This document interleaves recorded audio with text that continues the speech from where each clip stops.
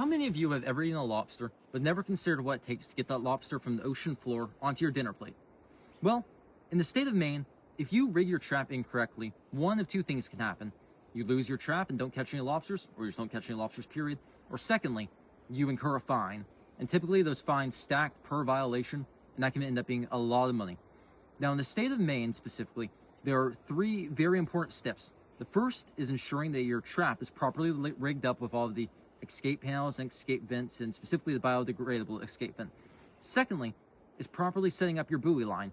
Now that requires using both float and sink line. That requires proper weak link points to stop entanglement with whales.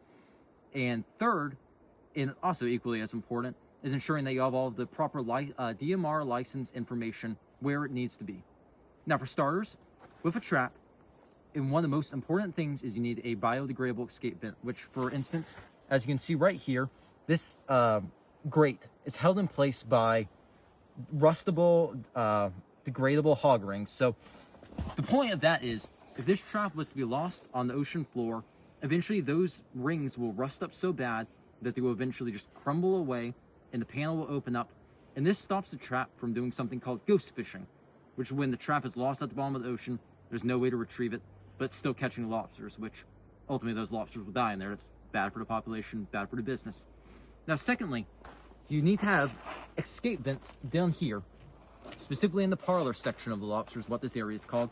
And this is so undersized lobsters can escape the trap, because you can't sell or eat the lobsters legally if they're undersized either.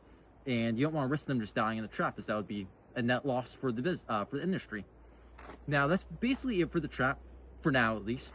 Now, second important part is setting up your buoy line. Now, this requires a minimum of, I believe, 30% of your line being sink line, specifically the top portion of your line. This is to ensure that there isn't any rope pulling up at the surface that boats can get caught in, or animals can get caught in, or whales, or really anything like that. And the bottom half of your buoy line is float rope, which keeps your rope off the ocean floor and stops it from getting caught on things and ripping the rope on sharp, jagged ledges down on the ocean. It basically ensures that you can properly get your trap out of the water.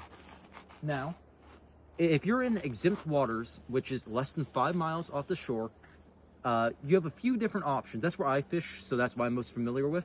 You have a few different options for weak link points, and these weak link points are specifically to help whales, specifically North American right whales, because they have unfortunately been getting caught up in fishing gear.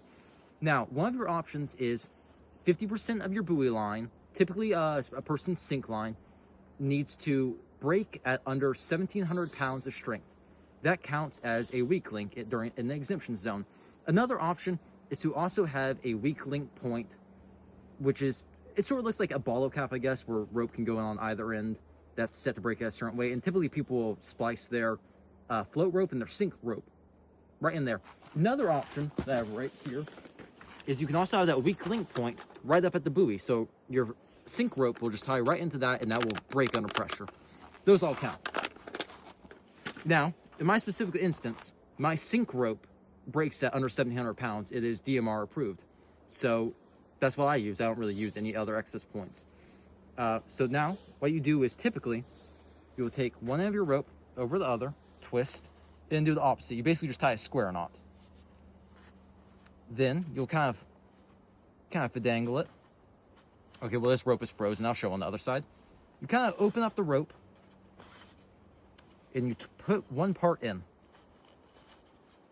My fingers are really cold, so bear with me. Kind of just, okay, well.